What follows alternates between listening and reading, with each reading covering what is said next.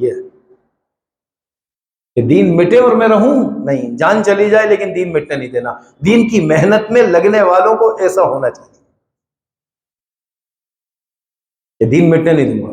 میرے سامنے نمازیں چھوٹ رہی ہوں لوگوں کی تو میں خاموش بیٹھا رہوں، برا لگے لیکن میں تو بولوں گا اور میں محنت کروں گا، محنت سے پیچھے نہیں ہٹنا کہ نبی کا دین میرے سامنے مٹے اور اس امت میں سے جس امت کو اللہ تعالیٰ نے، اللہ کے رسول نے دعاؤں میں مانگا ہو، اس امت میں سے کہ ہمیشہ بے چینی اسی امت کے لیے. حضرت ابوبکر صدیق نے اس بات کو سمجھ لیا تھا کہ جب نبی اتنے فکر مند ہیں تو پھر ہمیں تو بھائی جمنا ہے. پھر آگے فرمایا کہ وَقَئِن مِن نَبِيٍّ قَاتَلَ، اور بہت نبی ہیں جن کے ساتھ ہو کر لڑے ہیں. کون؟ مَعَهُ رِبِّيُّونَ كَثِيرٌ، یہ کثیر سے تعداد بڑی. اور یہاں ربیون کا ترجمہ مفسرین نے کرا ہے مراد اللہ والے یا مراد اس سے وہ نیک پیروکار دین پہ چلنے والے. اور یہاں پر آگے جو اس کی وضاحت کی ہے ربیون کی، اس میں یہاں لکھا ہے حضرت عبداللہ ابن عباس رضی اللہ عنہما اور حضرت حسن بصری رحمۃ اللہ علیہ فرماتے ہیں کہ اس سے مراد علماء اور فقہا ہیں. روح المانی نے حوالہ دیا ہے اس کا. ربیون یہ ہمیشہ انبیاء کے ساتھ رہے اس زمانے کے علماء اور محنت کرتے رہے اور لڑتے رہے، مقابلہ کرتے رہے. لیکن فما وہنوا لما اصابهم فی سبیل اللہ وما ضعفوا وما استکانوا. اور استقان کے معنی کیا ہوتے ہیں؟ دب کر سست پڑھ کر کبھی نہیں چھوڑا، لگے رہے. اگر ہارے ہیں کچھ تکلیف پہنچنے سے اللہ کی راہ میں تو سست نہیں ہوئے، دبے نہیں، کمزور نہیں پڑے. کیوں؟ یاد رکھنا ہر جنگ میں فتح کا ہونا یہ نبوت کی شان کے خلاف ہے. اس لیے جس وقت صحابہ کی جماعت وہاں پہنچی یونان، وہاں کے بادشاہ نے کیا پوچھا تھا؟ اور ایک جگہ فرمایا حبشہ کی روایت میں کہ جب حبشہ کی ہجرت کی ہے صحابہ کی پہلی جماعت نے ہجرت کہاں کی تھی؟ حبشہ. تو وہاں بلا کے پوچھا ابو سفیان سے، جو ابو سفیان آئے تھے مسلمانوں کی جماعت کو واپس لینے کہ یہاں رہنے نہیں دیں گے سکون سے. اور یہی سوال جواب یونان میں بھی ہوئے تھے. اس کے بادشاہ نے پوچھا تو حبشہ کے بادشاہ نے پوچھا مجھے اس کا جواب دو کہ جو تمہارے رسول ہیں جن کا تم کہہ رہے ہو حضرت محمد صلی اللہ علیہ وسلم اللہ کے پیغمبر ہیں، کیا وہ جنگ کرتے ہیں؟ ہاں، جنگیں ہوتی ہیں، ہمیشہ فاتح ہوتے ہیں، کامیاب ہوتے ہیں؟ کہ نہیں، کبھی جیتتے بھی ہیں کبھی ہارتے بھی ہیں. یہ آیتیں موجود ہیں. تمام نبیوں کے ساتھ یہ ہوا ہے کہ اللہ فتح بھی دیتے ہیں اور شکست بھی دیتے ہیں. کاموں میں کامیاب بھی کریں گے، کبھی کبھی ناکام بھی کریں گے تاکہ لگے تمہیں کہ تم بشر ہو، خدا نہیں ہو. کیا ہو؟ بشر ہو. ہر بار ہم سے ہی ہو جائے گا تو پھر لا الہ الا اللہ کہاں جائے گا؟ ہم سے ہی ہوتا ہے، ہم سے ہی ہوتا ہے، ہم ہی کر لیتے، پھر لا الہ الا اللہ کیا ہے؟ اس لیے بدر میں فتح دی ہے تو احد میں شکست کے قریب پہنچا دیا. اور اللہ کے رسول صلی اللہ علیہ وسلم کے دندان مبارک شہید ہوئے، خودے گڑی، چہرے پر خون، بے ہوش ہو کر گر گئے. کامیاب بھی کریں گے، ناکام کر کے بھی دکھائیں گے. اور یہ صبر دلانے کے لیے پچھلی قوموں کے انبیاء کے واقعات بیان کیے کہ کتنی ہی جماعتیں ایسی اپنے نبیوں کے ساتھ مقابلہ کر چکی ہیں اللہ کے راستے میں، کتنی تکلیفیں پہنچ چکی ہیں ان کو، لیکن کبھی سست نہیں پڑے، کبھی ہمتیں نہیں توڑی. اس وقت کے مسلمانوں کو اسی سے سبق لینا ہے کہ ہمت نہیں ہارنا، ہمت نہیں ہارنا، جمے رہنا. کل اللہ نے غلبہ دیا تھا تو آج ٹھیک ہے مغلوب صحیح، پھر دوبارہ غلبہ آئے گا انشاءاللہ. تو یہ تو ہوتا ہی رہتا ہے ہمیشہ. لیکن پسند کس کو کرتے ہیں؟ اللہ. آگے فرما دیا واللہ یحب الصابرین. جمے رہیں، جمے رہیں، جمے رہیں. ہمتیں نہیں ٹوٹیں. صبر کہتے ہی احکامات پہ جمنے کو ہیں.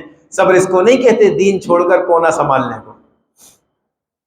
یہ ڈیفینیشن اور یہ وضاحتیں لوگوں نے غلط سمجھ لی ہیں کہ صبر سے مراد ہے کونا پکڑنا. نہ نماز پڑھ رہے نعوذ باللہ، نہ مسجد آ رہے، نہ دین اختیار کر رہے. اس کو صبر سمجھتے ہیں ہم لوگ. ہاں، آپ اکثر لوگوں کے زبان پر یہی ایک جملہ سنیں گے، ایسا لگتا ہے سارے قرآن میں بس یہ آیت تو سب کو یاد ہے، ان اللہ مع الصابرین. سنو عورتوں سے گھر میں شوہر لڑے تو بیوی کہتی ہے ان اللہ مع الصابرین. پتہ نہیں کون سا عذاب نازل کروانے والی ہے اپنے میاں پر. اللہ صبر کرنے والوں کے ساتھ. تو شوہر ظالم ہے. یہ آیت سب نے حفظ کی ہوئی ہے پورے قرآن میں، سب نے عام ہے. اور صبر کے معنی اگر سمجھاؤ تو پتہ چلے ہم خود ظالم ہیں. تو آیت ہمارے اوپر سیٹ یہ تھوڑی ہو رہی ہے، وہ ہوتی ہے ان اللہ لا يحب الظالمین. اللہ ظالم کو کبھی پسند نہیں کرتے. ظلم کیا ہے؟ ایک صبر کا ترجمہ غلط سمجھے ہوئے ہیں، دوسرا ظلم بھی پتہ نہیں کیا سمجھے ہوئے ہیں ہم لوگ. علماء سے پوچھیں ظلم کی تعریف کیا ہوتی ہے، وضاحت کریں. ہر چیز کی تشریح ہوتی ہے نا. صبر کی تشریح کیا ہے؟ اللہ کا حکم پورا کرنے میں جو پریشانی آئے حکم پورا کرتے ہوئے جمے رہنا، یہ صبر ہے. انبیاء نے یہ کیا. بدر کے موقع پر پریشانی تھی، سامنے 1000 یہ 313. اب پریشانی آ گئی لیکن حکم کیا ہے؟ مقابلہ کرو، جمے رہو. حکم چھوڑ کر بھاگنا صبر نہیں، ظلم ہے.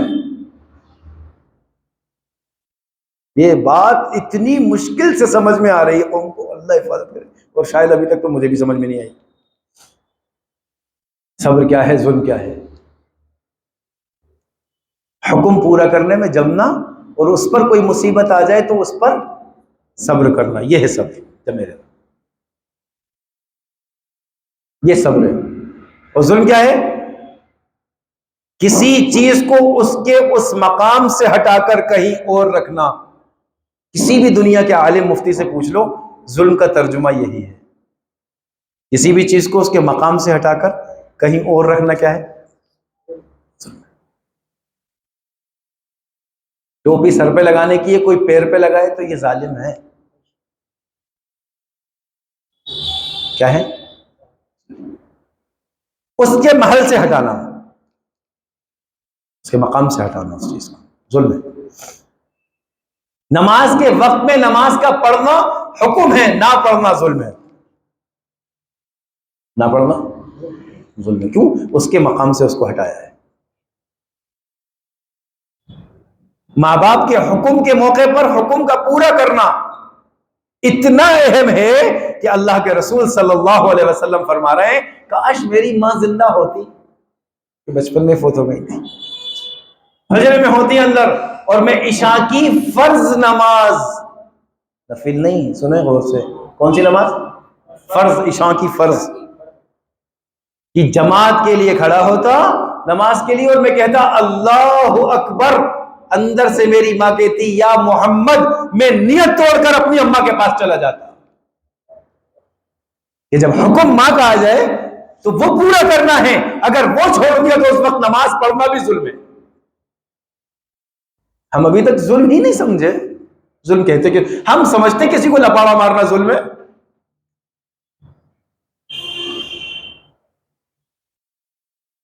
ہم پورے ظلم کی تشریح تو سمجھیں، ظلم کہتے کس کو ہے؟ ہر چیز کو اس کے حکم کے موقع پر محل سے ہٹانا ظلم ہے. جب بیوی کا حق آ جائے ادا کرو، ماں کا حق آ جائے ادا کرو، باپ کا حق آئے ادا کرو، اور جب اللہ کا حکم آ جائے سب کے حق چھوڑ کر اللہ کا حکم پورا کرو. اگر اس کو چھوڑ کر دکان پر ہو، ظالم ہو، ماں کے پاس ہو ظالم ہو، ابا کی خدمت میں ہو ظالم ہو، جس وقت جس حکم کو دے رہے ہیں پورا کرو. یہی حکم پورا کرنا شاکر کی علامت ہے. صبر اس پر جب کرنا ہے جب کوئی مصیبت آ جائے، یہ صابر کی علامت ہے. بات سمجھ میں آ گئی؟ کسی چیز کو اس کے محل سے نہیں ہٹانا، محل پہ رکھنا ہے. ہر حکم کو اس کے موقع پر سمجھنا.